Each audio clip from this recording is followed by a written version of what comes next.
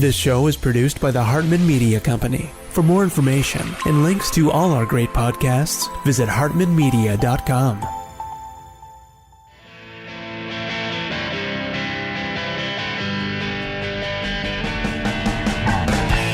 Welcome to the Young Wealth Show, where you'll truly learn how to make, spend, and invest money for an awesome life.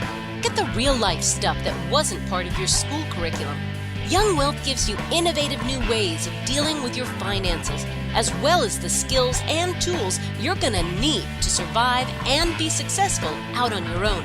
Let the Young Wealth Show be your GPS to take you from clueless to clued in. Here's your host, Jason Hartman, with Young Wealth. It's my pleasure to bring you Kari Lake. She is a candidate for governor of Arizona, and she has done some gutsy things you're going to hear about and has some good ideas, I think, for our future. Kari, welcome. How are you? I'm doing great, Jason. Thank you so much for having me. It's wonderful to be on your podcast. Well, it's a pleasure. And Kari, I'd like to first start with your big decision that was really a life-altering decision. You left a very good career that I'm sure paid extremely well to take a big pay cut and go into politics, but you really followed your conscience, and that impresses me. And I'd just like to, have you tell a little bit about that. I had a 3-decade career in journalism and working for the mainstream media. And for the most part, I loved my career most of that time. I made it to the top, which is becoming a main anchor in a very big market, Phoenix, Arizona. It's a market that reaches 82% of the state of Arizona. And I most recently had worked for the Fox affiliate in Arizona. And I loved my career for so many years. I always felt like I was making a difference in the community. I felt like I was a very balanced and fair reporter and anchor. And I enjoyed my career. Shortly after I arrived at the Fox affiliate, we bumped into the ratings into #1 with my long-term partner, John Hook. And we remained there pretty much for the entire time that we anchored together. And if you know anything about television and local television or even national, to remain at #1 for 22 years is almost an impossible feat. But we were a very popular team. We worked well together, and the people of Arizona liked and trusted us. So it was a great job. I was probably at the one of the highest paid people in the business. And obviously, journalism leans left, but it's gotten to where it just really lost all balance. And, I think I would say 95% of the people in local news and national news at the mainstream corporate media are left-leaning or full-on leftist. And, I always just try to keep things balanced. And I thought, if what I'm putting out and what my words are balanced, then I can live with this. And even though in the past I thought about getting out because of that, I felt like as a conservative person, if I leave, there's one fewer conservative in the business, the industry. So I always kind of stuck with it. But when COVID struck, actually when Donald Trump came on the scene, people really started losing their minds. And I watched as the media just, made it their mission to try to bring down a candidate and then a president. And I felt that was really wrong, because President Trump did a lot of good things. I think he always first and foremost kept the American people as his #1 priority. But the media just wanted to castigate him at every turn.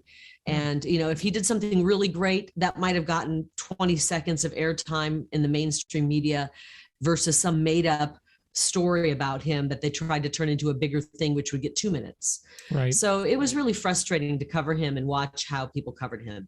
Yeah, but when it is so unfair what goes on in the media, Kari. One of the ways it happens, there's a lot of obvious bias for people who are willing to look for it and willing to see it. But I'd say the biggest part of it is really a saying that I repeat all the time on my show, and it is from an old Sherlock Holmes episode. And the saying is, you can't hear the dogs that don't bark. So people will never form opinions about stories they never hear. And stuff that they now sadly never see on social media because of the censorship. It is just scary. And in fact, I would argue that the censorship that is going on, especially by the big tech companies, is quite possibly the biggest problem the human race is facing. And keep in mind, we have COVID raging, so I think this is likely a bigger problem. Totally. I mean, you kind of hit it there. It's not so much what they put in the newscast, it's what they leave out. Absolutely. So, yeah. and it really struck me during COVID, because what was being put out, and this was the straw that broke the camel's back for me. What they put out in the media was just constant fear, worst case scenarios, a family wiped out, but they didn't talk about the thousands of other more typical cases where somebody Right. had a mild, moderate, maybe even a severe flu, but got over it. Yeah. There was no appetite to talk about treatments that were working. And I tried to, as a journalist, put those out on my social media. And I would have the local paper writing me up saying I'm wearing a tinfoil hat and I'm crazy. And they still do to this day. As a candidate, they call me a conspiracy theorist because I happen to have the courage to say, hey, there are some treatments that work if you don't want to get the vaccine. Yeah. And, but people are onto it. They're sick of being called names. How many times can you call somebody a terrible name before people just go, whatever? We've got a country to save. And at the end of the day, Jason, I don't care what they call me, the names they call me. If my country is still standing at the end of this, they can call me whatever they want, because I'm interested in saving my state and saving this country. And if we all don't stand up, the ones of us with common sense, and risk that public shaming that they're going to put on us unfairly, it's an unfair public shaming, then we're going to lose our country. And that's why I jumped in and decided to run. After I resigned from my career, several months later, after many people said, would you please consider running for office? We need somebody with integrity.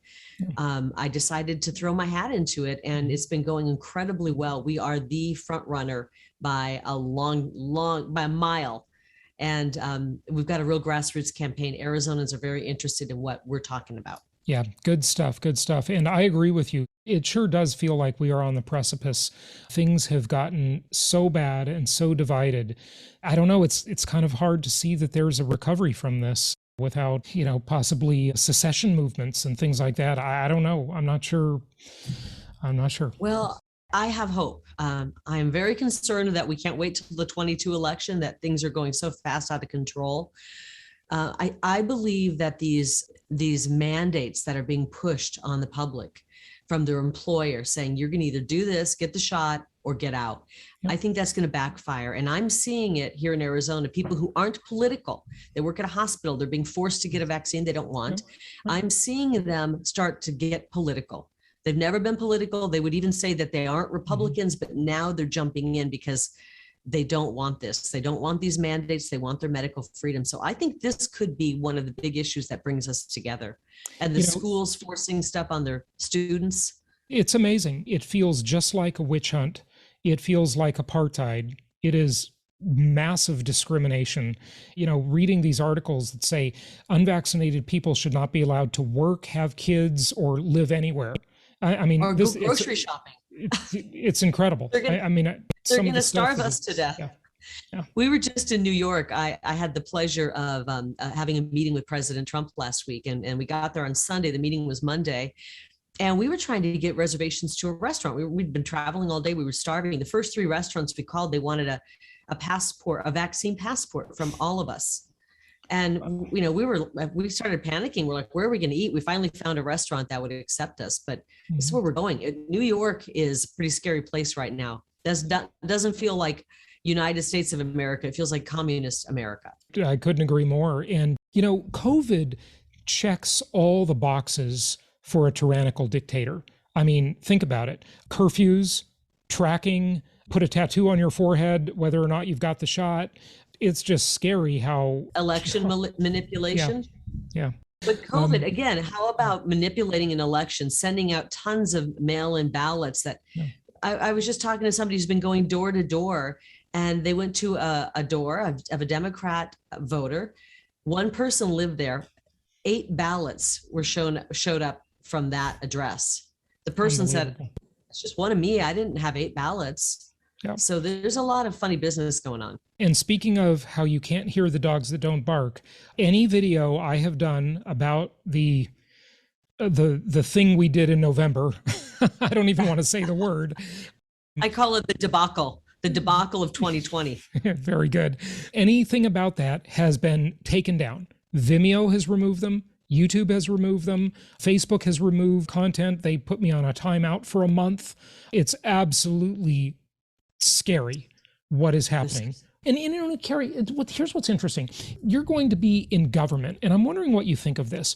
Is the government actually using of course they're using the media, but are they using the big tech companies as a proxy? See, the government can't restrict your speech under the First Amendment, but a private company sure can.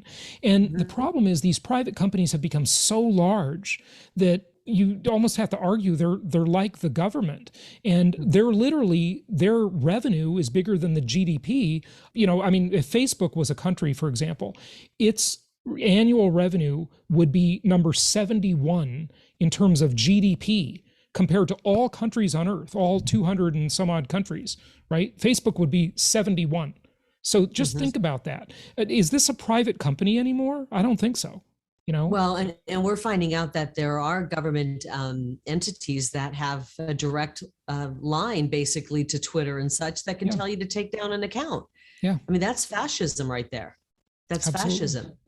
I would like to see working with the legislators when I'm governor, that we worked to outlaw censorship in any form here in Arizona. And I think with legislation, we have to break up these companies. These tech companies have gotten too big and powerful. Yep. And when you start controlling the information going out, that is so dangerous. It can shut down economies. It can send people into great levels of fear where they behave irrationally and do irrational things. It's not just what's happening in the media, which I left because I said, I can't do this anymore. It's not just unethical, it's immoral. And once you realize something's immoral because you're hurting your community, you're causing division, anger, fear, I decided to walk away from that. But when you think about it, the television stations aren't that powerful anymore. It is all in social media. Right. I don't have all the answers, but something has to be done. It really needs to be done from, I believe Congress needs to get involved. But if not there, we have to find a way here in our state to make a difference so that our residents of Arizona still have the First Amendment rights, the Second Amendment rights. We've got to kind of think smaller, maybe just at a state level, because we can't count on the federal government. I agree. And maybe what is happening in Florida will happen in Arizona too. People are voting with their feet because they're just fed up with this. And of course, what our Governor DeSantis is doing here in Florida. He's doing some great stuff. Hopefully that trend will catch. But there just hasn't been much appetite for antitrust cases really in decades now. There's a little bit of it, but just not much. And so I would propose that, you could approach it from an antitrust angle. These companies are too big. They should be busted up under antitrust laws. But if we don't get that, another way to do it is to just force them to make their algorithms public so we can see why we see what we see in our news feeds and search engine results and things like that. That would be an option. Or to regulate them as a common carrier like the phone company. Kari, if you and I have a conversation the phone company doesn't agree with, and by the way, these phone companies are pretty woke. T-Mobile is terrible. They censored Tucker Carlson. So, if we have a conversation they don't like, as long as we pay the bill, they don't get to shut off our phone service. Okay. Yet. Yet. Yes, I know. I don't put anything past them. Yeah, I agree with you. Sadly, that's true. But, regulate them like they're utilities. These companies are so big, they need to be considered utilities. And the other part about how they don't have to patrol their platforms. So, for example, if someone is defaming you and you're just a private person, of course, if you're a celebrity, it's a different rule. But if you're just a private person and someone is doing that, they can just say, we don't have to do anything. We're just a big tech company. We're just a platform. How come, as much as I don't like them, the New York Times doesn't get to say that? They have to have staff to control what goes in their op-ed pages and the comments on their website. Why doesn't Facebook have that resposibility? It's one way or the other. I agree. I think they should be utilities. And you can find there's really disturbing images and videos on Twitter. They're not controlling that. The worst of the worst is available and you can see it on Twitter, but they're controlling and taking somebody like the President of the United States, Yep. Off of Twitter, but they're allowing the leaders of the Taliban to be on. I just heard that one of the mothers who lost her son, he was a Marine, a fallen Marine in Afghanistan, in that horrible tragedy. She has been removed from Facebook. Mark Zuckerberg and his cronies removed her from Facebook because she posted something that was very critical of Joe Biden. It is horrifying. I can't believe it. I think we're probably close to the same age. I'm not sure. I'm a Gen Xer, and I came up with Ronald Reagan as president my entire childhood, for the most part. I am all about freedom, patriotism, and appalled. I mean, the dirtiest word you can say is communism. And we're seeing it take hold in this country right now.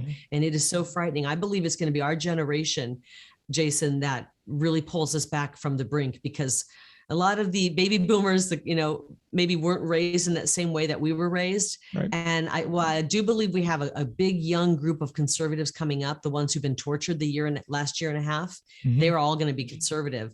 I think it's going to be our generation that has to, grab onto this patriotism and this pride for America that we grew up with, and save the day, jumping in, getting involved in political races, running for a school board. We just have to jump in right now, because we don't have a lot of time to save this country. Yeah. Let's hope so. Let's hope so. The millennial generation leans very heavily toward socialism, unfortunately. That's communism's ugly little brother, right? It's the same basic thing, and the end result is almost the same. I just wonder, will they grow out of it? If you look at the baby boomers and look at the way they were when you watch a documentary about, say, Woodstock in the 60s, right? They were kids. They were different than they grew up to be, right? Will the millennials grow out of it, or does this just never change? I don't know. I don't know. I'm not a sociologist, but the thing that worries me about the millennials is many of them aren't choosing not to have families, choosing not to get married. Usually when you get married, you start to have children, your perspective on everything changes. And I know a lot of millennials who are now into their 40s, and they have no interest in having children. They think marriage is terrible. They don't want to be in a patriarchal society. Yep. I know people personally in that age group who don't want to have children because they're afraid of climate change. They have been so brainwashed. So those are those big moments in life where you really start to change and shift your perspective, and they're not having those moments. It's very sad. It really is. Sad. What else says shorting the future, lack of faith in the future, but the choice not to have children? That millennial example that you gave might have been the one to solve a whole array of problems. Humans do create a mess, admittedly, but they also clean up the mess. Human beings are a resource. On the right, I think we like people. On the left, I don't think they like people. They think people are the scourge of the earth. I think people solve problems. They're a resource, not a cost. Well, one of the things I say on the left is, in a lot of the environmental movement, is they care about every animal, insect, and creature except the Homo sapien, the human being. Unfortunately, they care so much about every bug and every bird that they will literally take away a human being's ability to survive, to feed their offspring, to protect that. Yep. It's really twisted. And I spoke recently. I did to some young Republican women, 18 to 25 years old, a turning point event. And I talked about the great lie of the feminist movement. They're being told not to marry, to strive to be equal to men. And you know what? We aren't equal to men. Yep. Women are different than men. Right. Men have amazing qualities and women have amazing qualities. We're meant to be partners. Yep. And to take away, women do things that men can't do. Right. And it's a beautiful thing to be a mother, but they've been talked out of getting married, talked out, push back any relationship, don't have a relationship, career first. And at the end of the day, in your darkest moment, your career, the corporation you work for is not going to hug you and hold you. It's not going to do anything for you. Yeah.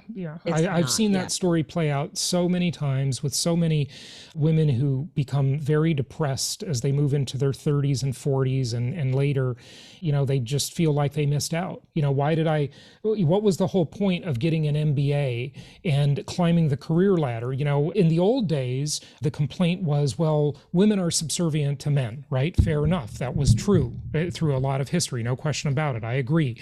But now they're just slaves of corporations. I mean, they're literally giving their lives for these corporations that do not care about them, and they don't care about the men either. Okay, they don't care about either one. You're right. Yeah, everybody's replaceable. But the women, and on the flip side of that, you mentioned the feminist movement, and sadly, on the flip side of it, there's this whole movement of men who have responded to that with the MGTOW movement that is huge. And that stands for men going their own way. They just don't want to pay the price and take the risk of marriage because it can be financially devastating. You know, they don't generally get custody of their children. The fathers have much less rights than the mothers, yet they have to foot the bill for everything most of the time. Well, and even having a connection with a woman with the Me Too movement became risky. Even having a conversation in the office. Yeah. And the feminist movement behind I believe the left has been behind the terminology toxic masculinity. I mean, I know we're not getting into business here. This is more social stuff, but the left has been evil genius in how they use words. Right. Think about the issue of abortion. Abortion is the taking of a most innocent life. But they don't want to say we're pro-abortion. Right. So they come up with pro-choice. Yeah. And sadly, the people who are anti-abortion, which is mainly on the right, fell into that trap and said, okay, well, then we're pro-life. Mm-hmm. And what really they should have said is we are against abortion. We are against the killing of God's most innocent of creations. And but we fell into that trap so now it's pro-life, pro-choice. Yeah. And really what the issue is abortion, the taking of the most innocent life. And there's so much hypocrisy there because, Kari, like you're talking about that, and look at the hypocrisy of what's going on now. My body, my choice, right? That's what they'd say. And now when it comes to a jab in your arm, it's not your choice, right? Exactly. It's Fauci's choice. Completely illogical. Well, but the same thing with masculinity. I mean, masculinity is one of the most beautiful things in the world. This is how God created men. And to take that and turn it into a negative by calling it toxic masculinity. Yeah. And what we're doing to our boys, I'm the mom of a boy and I'm the mother of a daughter as well. What we've done to our boys, I don't know if we'll ever be able to measure the damage we've done to our boys in the last 10, 15 years by pushing men down. If you watch commercials, they're always the butt of the joke. If you watch movies, sitcoms, always the guy. Yeah. Yeah. You can never criticize a woman, but you can just tear apart the guys. It makes me sick to my stomach as a mother of a son. And I try to point these things out when we're watching movies. I say, watch what they're doing here. This is part of an agenda. I mean, I'm terrible to watch a movie with, by the way, Jason. Right. My kids start to roll around. But I will say this, my kids are very aware of these underlying messages and agendas that the left have done to us societally.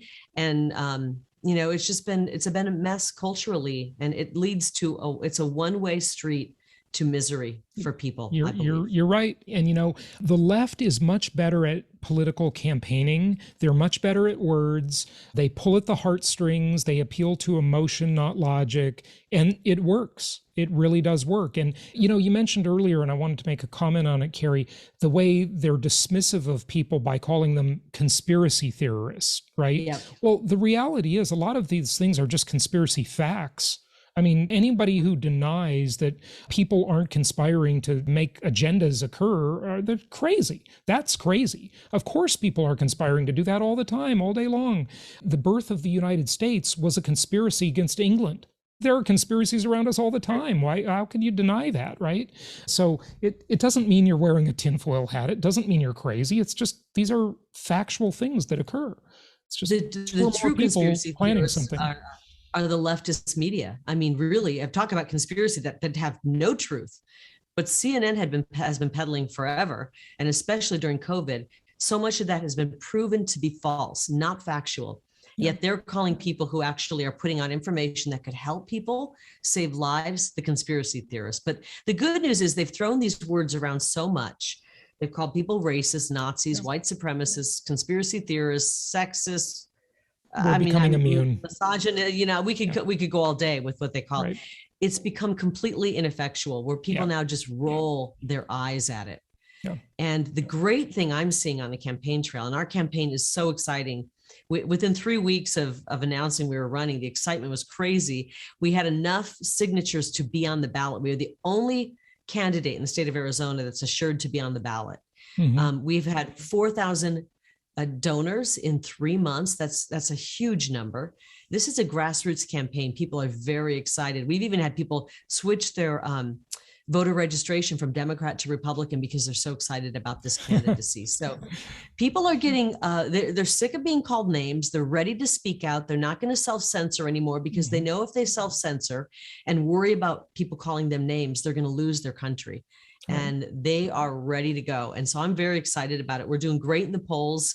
One of our recent polls shows us at 37.4% of the vote. My next closest competitor is at 11%, and everybody else behind that is like 2 and 3%. You're triple. Yeah, fantastic. Yeah, we are. And I had a wonderful meeting with President Trump. I was invited to come and speak with him. We had a rally here a few weeks ago, about a month ago, for the elections. And it was talking about kind of saving our election system. And the president spoke at it, and he introduced all the gubernatorial candidates at that.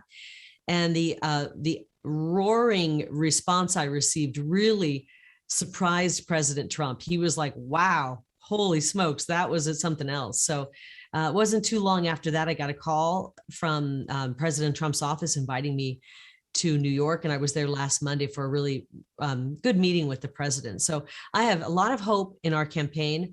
I feel very strongly that we can win this, and we will win this, and we will save Arizona from the socialist who's running on the Democrat ticket, because we don't have a lot of time. If that woman over there on that side, Katie Hobbs, wins, she was the one who was in charge of the debacle of 2022 here in Arizona, and now she wants to be the governor. We will become California 2.0. And then people in Arizona are going to have to rent the U-Hauls, sell everything, and go to Florida or find another red state. And we're running out of states where freedom still exists. You're right. You're right. What do you think about this trend of Californians? I mean, look, I grew up in California, spent most of my life there. What do you think about this trend, Kari, of people leaving California because they're so fed up with a state that's just turned into a complete disaster in almost every way, and they're leaving California, yet because of political reasons, then they're bringing the same politics that they left to their new state. They're running for city council, school board, whatever, and they're bringing these wacky policies. It makes no sense to me. It's so maddening, and Arizonans are really fed up with that. So are I've got Texans. a lot of California friends who come here, and they truly are conservative. Yep. But I know what you're talking about, the ones, and they don't even think they're liberal. They think they're moderate. But they're bringing these liberal ideas. It's kind of a slow roll into liberalism. It's really frustrating. And not only that, they've driven up the cost of housing, because they come in and they pay full price and then some for a house, because when they sell their property in California, they make so much money. It's really affected the quality of life here in Arizona, and people are keenly aware of it. That's why one of my overarching campaign issues is don't California our Arizona. We love our Western heritage here. We love what makes Arizona unique. We want to be the freest state in the country. And we don't want these liberal policies that are destructive to our communities. They're destructive to our economy. They're destructive to our children, our education system. We just don't want it. I don't believe.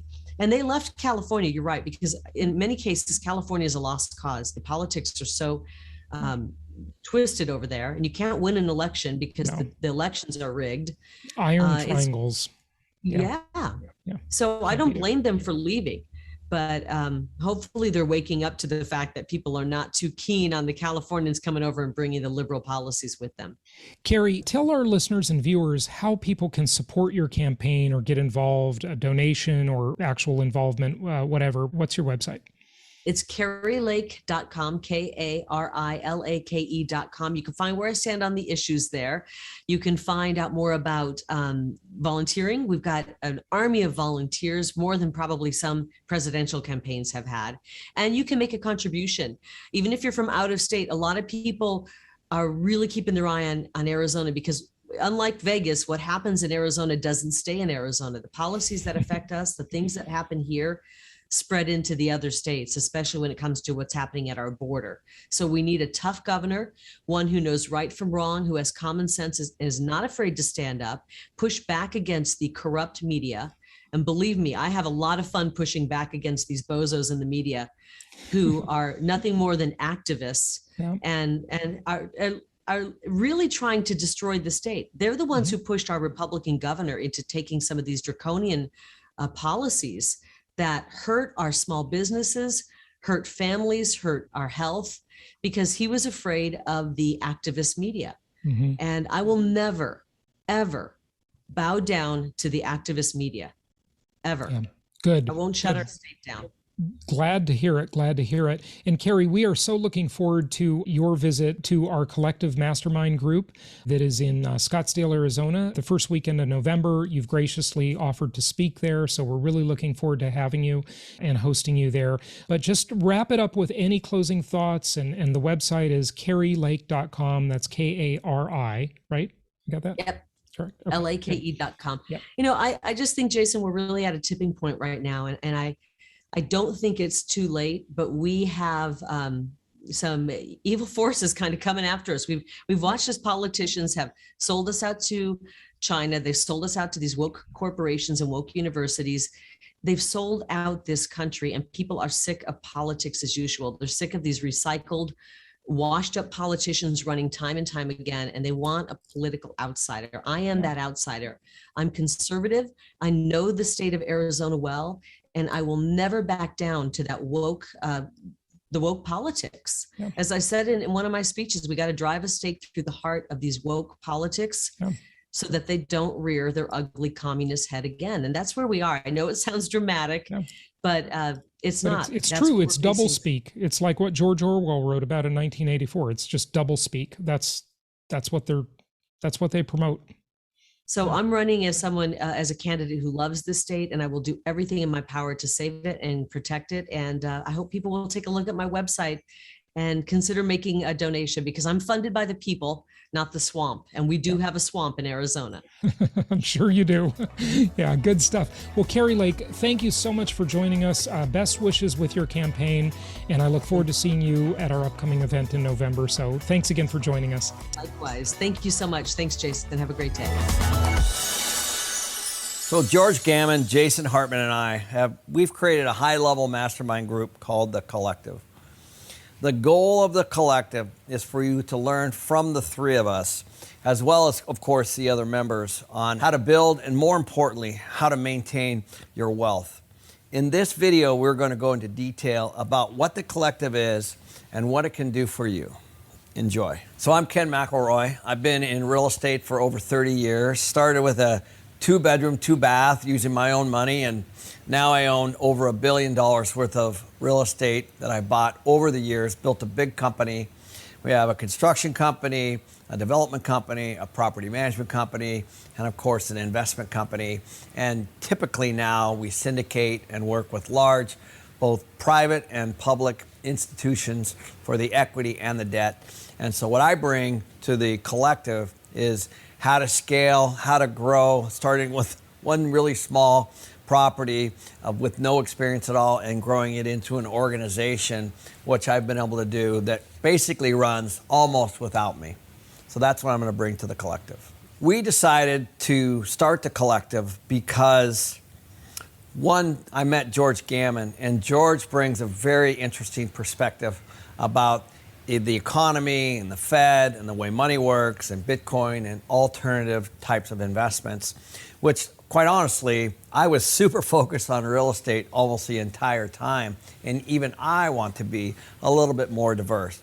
So when I talk to George and to Jason, they're always doing very, very different things on the investment side. Jason specifically is more focused on the single family housing and what's going on in that market, so that we could collaborate and have different viewpoints on different things. And so that's why I thought The Collective would be good, because I think everybody's kind of searching for the same kinds of answers. So The Collective means to me basically the collective group, the whole. And I've always been a big believer of team and collaboration. So for me, it really means collaboration, of everyone kind of coming into a room and learning from each other based on their individual highs and their individual lows, and to be very, very respectful of all their independent views on things and to be more open-minded, transparent, and authentic. So I cannot wait for the group to get together each and every quarter, because we all have very different walks of life that we're going through. And so it's very, very cool to get into one room with like-minded people. I think the right person for the collective is somebody who's into personal development, somebody who's trying to be a better individual, somebody who's trying to have that work-life balance, trying to figure out good decision-making on the investment side specifically, good decision-making on the personal side perhaps, certainly on their health and on their wealth. The members that have already signed up are people typically that have businesses that they're growing, businesses that they've started, or businesses that they've sold. So typically they're higher net worth and they're trying to figure out what to do with their money. They're probably a little bit afraid of inflation. They're probably a little bit concerned about where to invest. And they're obviously looking at real estate as one component, somebody that's trying to do the right things both on the personal side and on the financial side. So some of the experiences that members can expect to get out of the collective are certainly the network. And I think that's always super powerful. I've been involved in groups like this before, like EO and YPO, the Entrepreneurs Organization, and YPO, which is Young Presidents Organization, which is kind of a peer-to-peer network. And that's what I envisioned, and I think people are going to certainly get that out of there. They're going to have lifelong friends for sure from this, and they're going to meet people at every single event. But also, we're going to have fun. So as an example, things like race car driving and doing all kinds of really cool things and meeting celebrities and things like that and fashion shows are going to be part of it. So it's kind of how do we have fun and learn together, and we're going to have that at each and every event. So thanks for watching. If you guys are interested, there's a link below you can click on. It'll take you right to the website, which has a load of information on exactly what the collective is, where the next events are, and what exactly you'll be getting if you become a member. Thanks for watching. Thank you so much for listening. Please be sure to subscribe so that you don't miss any episodes. Be sure to check out the show's specific website and our general website, hartmanmedia.com, for appropriate disclaimers and terms of service. Remember that guest opinions are their own, and if you require specific legal or tax advice or advice in any other specialized area, please consult an appropriate professional. And we also very much appreciate you reviewing the show. Please go to iTunes or Stitcher Radio or whatever platform you're using and write a review for the show. We would very much appreciate that. And be sure to make it official and subscribe so you do not miss any episodes. We look forward to seeing you on the next episode.